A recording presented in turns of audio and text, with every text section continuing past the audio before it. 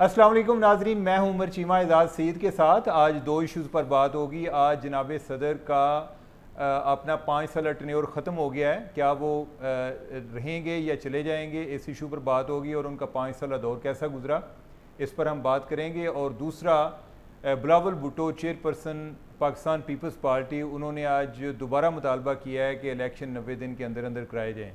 तो इसके क्या मुहरकात क्या हैं, उनकी जो एक पब्लिकली क्या पॉलिसी है, प्राइवेट क्या पॉलिसी चल रही है, इन इश्यूज़ पर हम बात करेंगे।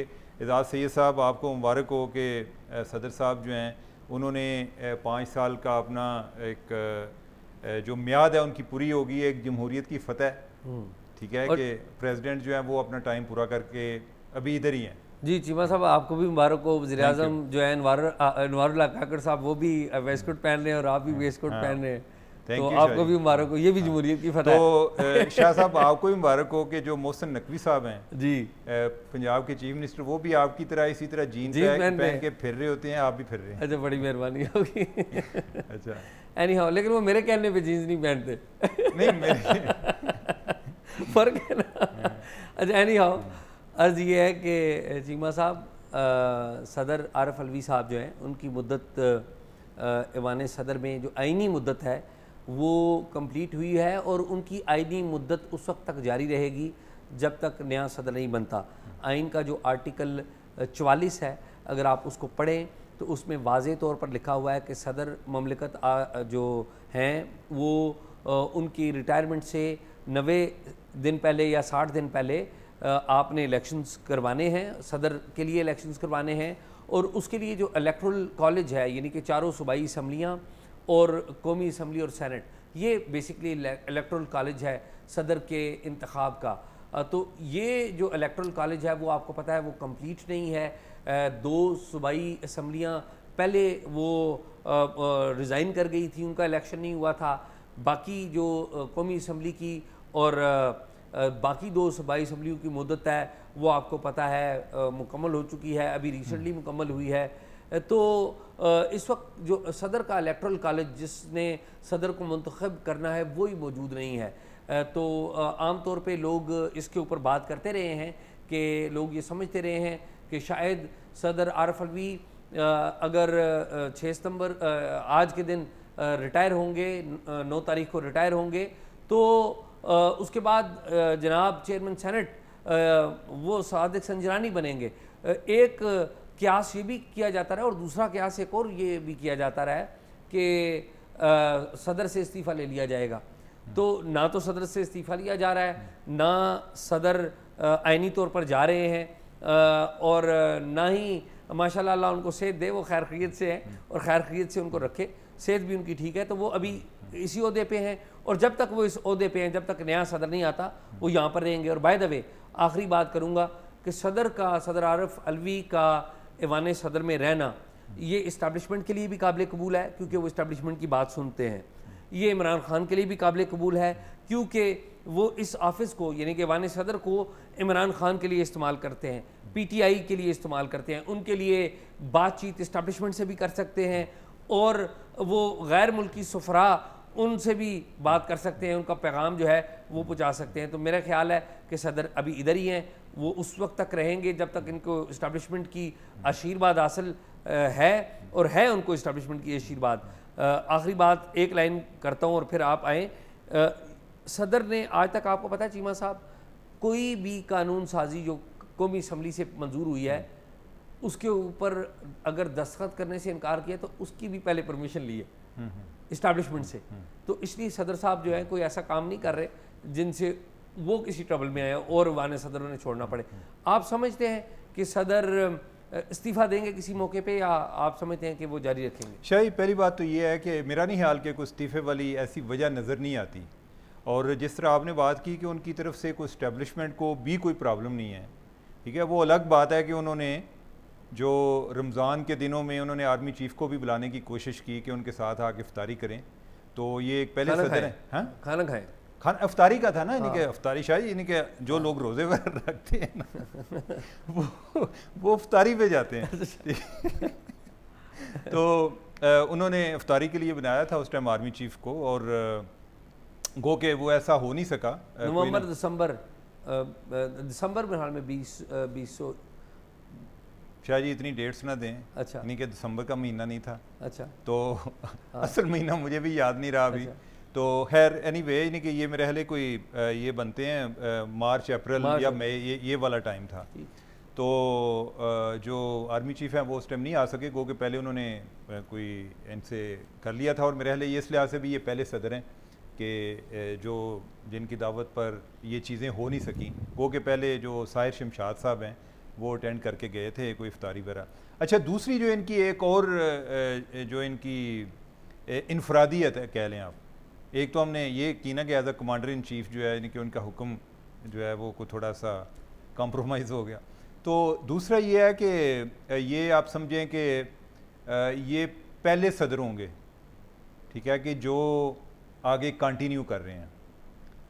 आमतौर पे ये है कि जब भी कोई सदर बने ना, इलेक्टेड प्रेसिडेंट जो है, उसका टेन्योर कंप्लीट हो रहा होता है, तो ऐसा ही टाइम होता है कि जब असम्बली मौजूद होती है। जो एक और एग्जांपल मेरे जहन में आ रही है वो है चौधरी फजल अलाई की। चौधरी फजल अलाई जो हैं वो कोई अपने ओहदे से गालिबन कोई 1 या 1.5 माह तक उन्होंने कंटिन्यू किया, और वो इसलिए किया कि उस टाइम जो जनरल ज़ियाउल हक है वो उन्होंने एज अ प्रेसिडेंट बनते बनते ज़रा को थोड़ा सा टाइम लगा, तो जो एक स्टॉप गैप अरेंजमेंट था वो चौधरी फजल अलाई ने कवर किया। बाकी ये है कि आज नहीं, आप ये कह रहे हैं कि ये पहले सदर होंगे जो सिविलियन सदर हैं जो इतना लंबा जाएंगे? हाँ, यानी कि इतना लंबा जाएंगे कि जो ऐसे टाइम पर आए हैं कि जा रहे हैं, जाना था कि जिस टाइम जो है ना वो एक वो असम्बलियाँ ही मौजूद नहीं हैं जिन्होंने आगे नए सदर को इलेक्ट करना है। और बाकी तीसरी बात यह है कि आज रज़ा रब्बानी साहब जो है उन्होंने एक लेटर भी लिखा है, एक खराज तहसीन पेश किया उन्होंने सदर को कि जनाब ने आर्डीनेंस फैक्ट्री बने हुए थे, आपने बहुत सारा, यानी कि उन्होंने कहा जी कि आइन की वायलेशन जो है ना उसमें आपका एक मुकाम है। तो ज़्यादातर जो उनका इतराज़ है वो मुख्तलिफ आर्डीनेंस के हवाले से, एक तो ओवरऑल इन जनरल आला मुकाम हासिल है, हाँ, कि इन जनरल भी, और दूसरा कि ये है कि कोई स्पेसिफिक आर्डीनेंस का उन्होंने जिक्र किया कि इस पर काफ़ी वायलेशन हुई हैं। और बाकी ये है कि मेरा ख्याल है कि अब जो सदर वाली सीट है ये कराची के जो है फ़िक्स हो गई है। पहले जो ममनून साहब हैं वो भी कराची के थे, बाय द वे उससे पहले जो जरदारी साहब हैं उनको भी यही कह लें, यानी कि कराची या सिंध, और उससे पहले जो प्रेसिडेंट मुशर्रफ थे वो भी हैं तो कराची के, यानी कि पीछे से उर्दू स्पीकिंग। तो अब ये है कि मेरे ख्याल जो नया सदर आएगा, दिल्ली से थे। हाँ, वो दिल्ली से थे, लेकिन ये है ना कि वो दिल्ली से जो आगे आबाद आए, आगे उनकी बेटी जो है वो भी कराची में रहती थी, इनकी चूँकि सर्विस थी, लेकिन इनकी फैमिली वगैरह ज़्यादा उधर ही कराची में ही उनका था ज़्यादा। तो खैर ये है कि ये सीट जो है आगे भी किसी कराची में किसी सदर कोई बनेगा सदर, जब कोई नई असम्बली बनती है। नई असम्बली कब बनेगी, जब नए इलेक्शन होंगे, नए इलेक्शन कब होंगे अल्लाह जाने। नहीं तो सदर लाहौर से नहीं बनता शायद, यानी कि जो बनाने वाले शायद लाहौर में हो, लेकिन जो बनने वाला है ना वो कराची का होता है। और बाज़ का एजाज़ ऐसे होता है कि जब ममनून हुसैन जो हैं वो सदर बने तो उससे पहले मियाँ नवाज शरीफ जो हैं उन्होंने सरताज अजीज़ को भी खुशखबरी सुना दी थी, बल्कि मिठाई तक जो है ना वो तकसीम हो चुकी थी।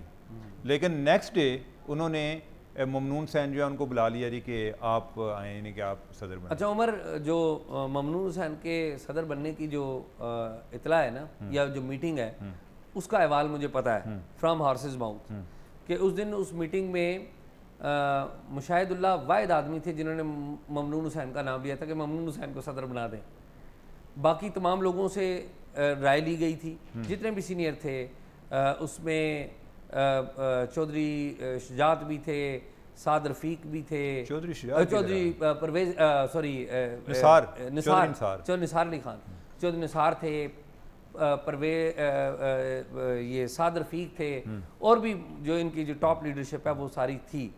तो सब ने, अक्सर लोगों ने, ये किरमानी सेनेटर जो किरमानी है ये भी थे, हाँ वो तो प्राइम मिनिस्टर के साथ ही होते थे, तो ये सारे थे। तो अक्सर लोगों ने कहा कि जी आप नाम ये इनको लगा दें, सरताज अजीज़ को लगा दें, और कुछ लोगों ने आपने दुरुस्त कहा कि मुबारकबाद भी दे दी। नहीं, जो मैंने सुना है वो ये है कि मियाँ साहब ने भी ओके कर दिया था। अच्छा, मैं अब आपको आखिरी दिन की मीटिंग बता रहा हूँ जिस दिन अनाउंसमेंट हुई है। ठीक है। ये एक दिन पहले की बात करूँ, मिठाई वाला जो एलिमेंट जो एक जो मिठाई तकसीम हुई है वो एक दिन पहले खा ली, अगले दिन सुबह जो है यानी कि वो तब्दील साहब का कुरा निकला है। एनी हाउ, तो वो फिर मीटिंग जब हुई तो खाली एक बंदे ने, मुशाहिदुल्लाह ने कहा था कि आप ममनून हुसैन को बना दें, तो वहाँ पर जो है ना नवाज शरीफ साहब ने फिर मुबारकबाद दी ममनून हुसैन को। ममनून हुसैन थे नहीं उस मीटिंग में, उन्होंने कहा जी ममनून हुसैन से रब्ता। अच्छा, वैसे एजाज ये जो आप कह रहे हैं ना कि मुशाहिदुल्लाह जो है मरहूम, उन्होंने कहा था, अब अगर जो डिसीजन मेकिंग जिस तरह होती है ना, तो ये मुमकिन नहीं है कि वो मियाँ नवाज शरीफ की उन्होंने सिर्फ एक बंदे ने कह दिया था तो ऐन मुमकिन है कि जैसे को दरमियान में किसी को कह देते हैं कि जो है ना आइडिया फ्लोट कर दें, ठीक है, आप कहेंगे यार एजाज ने अच्छा आइडिया दिया है वैसे, यानी कि ये काबिल गौर है। हाँ, वो ऐसा ही होता है, वो ऐसा ही। तो एनी हाउ मेरे ख्याल में बिलावल भुट्टो जरदारी के ऊपर बात करना बड़ा ज़रूरी है पीपल्स पार्टी की सियासत पे। आज बिलावल मलीर में गए थे, अपने एक पुराने पार्टी के MNA और पुराने कारकुन से मिलने गए थे, तो वहाँ पर मीडिया से गुफ्तगू हुई, तो मीडिया में गुफ्तगू करते हुए बिलावल ने कहा कि जी देखें, मुल्क में 90 दिन के अंदर इलेक्शन होने चाहिए, और आज के दिन में मुल्क के अंदर सिर्फ 3-4 मसले हैं। एक गुर्बत बहुत बड़ा मसला है, इन्फ्लेशन बहुत बड़ा मसला है, और तीसरा भी एक कोई मसला, उन्होंने कहा कि जी ये 2-3 मसले जो हैं ये बहुत ज़्यादा हैं।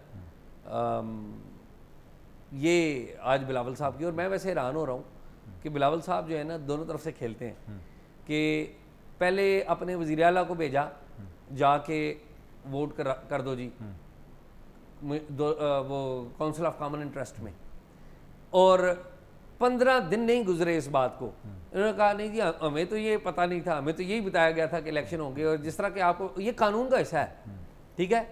अब शोर मचा रहे हैं कि जी 90 दिन के अंदर इलेक्शन होने चाहिए। ये बात उनकी अगर आईनी एतबार से देखा जाए बिल्कुल ठीक है, गुड डिमांड, अच्छी सियासत आप उनको कह सकते हैं, लेकिन ये मुनाफिकत भी एट द सेम टाइम।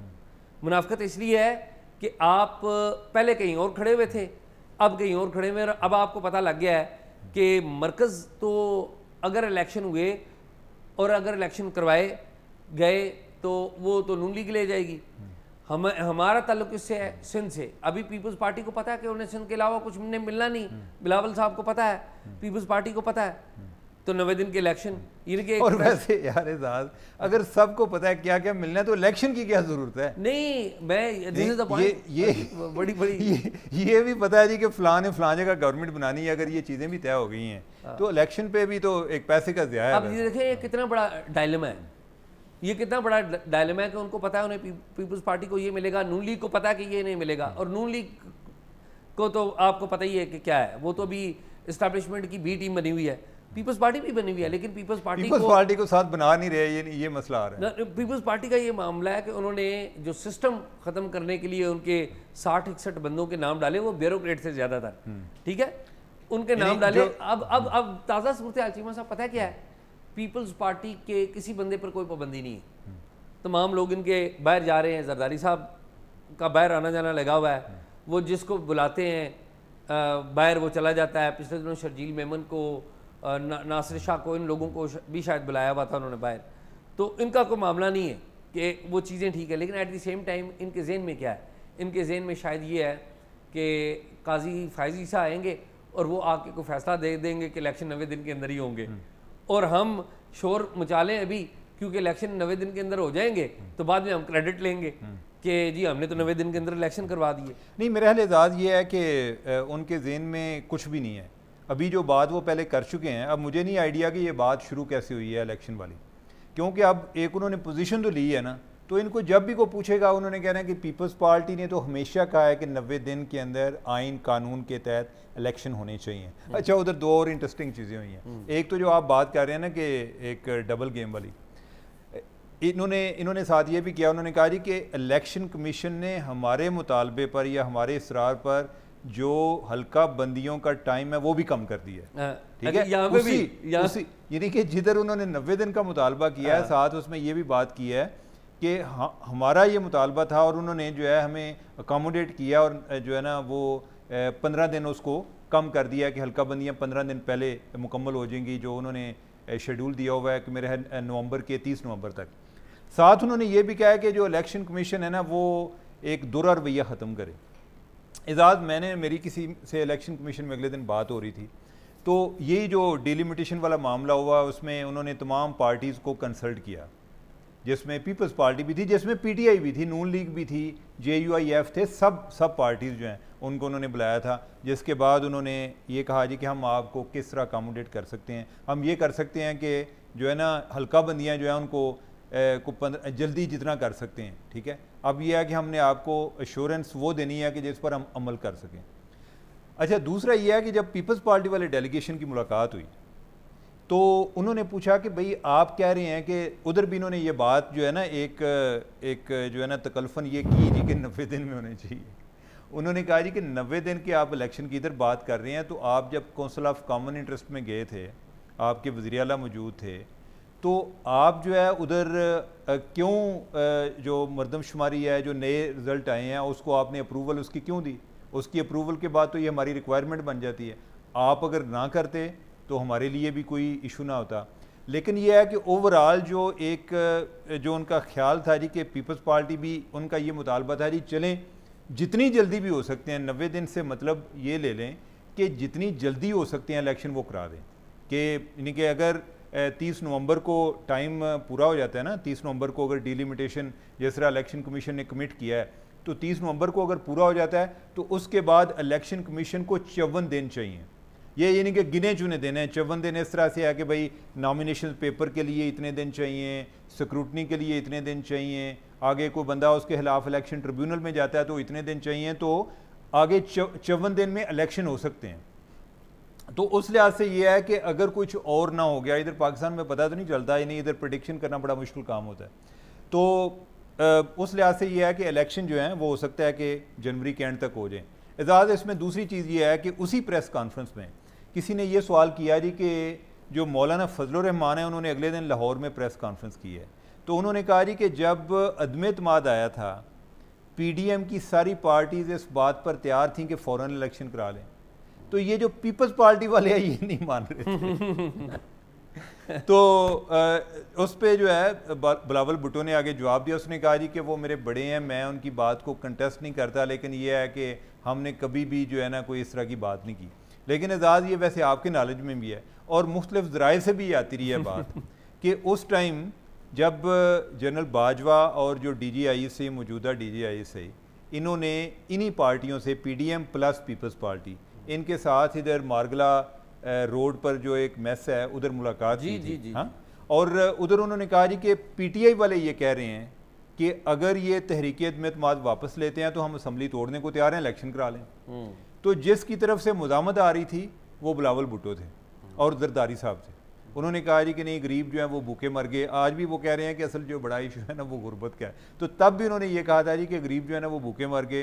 तो आप जो है यानी कि अभी भी लाडले को सपोर्ट कर रहे हैं, अगर ये सिलसिला जारी रहता है तो हम इस बात पे पब्लिकली इस इशू पर बात करेंगे जी कि आप उनको सपोर्ट कर रहे हैं, आप नहीं चाहते कि वो जाए।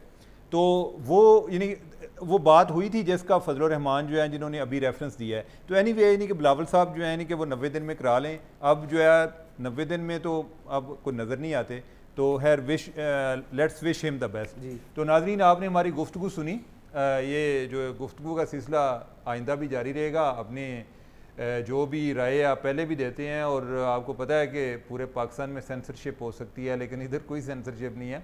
आप अपनी राय जो है वो दिया करें, जो भी आप हमारे प्रोग्राम को जैसा रेट करते हैं, जो भी आपके रिकमेंडेशंस भी होती हैं उनको भी हम पढ़ते हैं। तो हमें इजाज़त दीजिएगा, अल्लाह हाफिज़।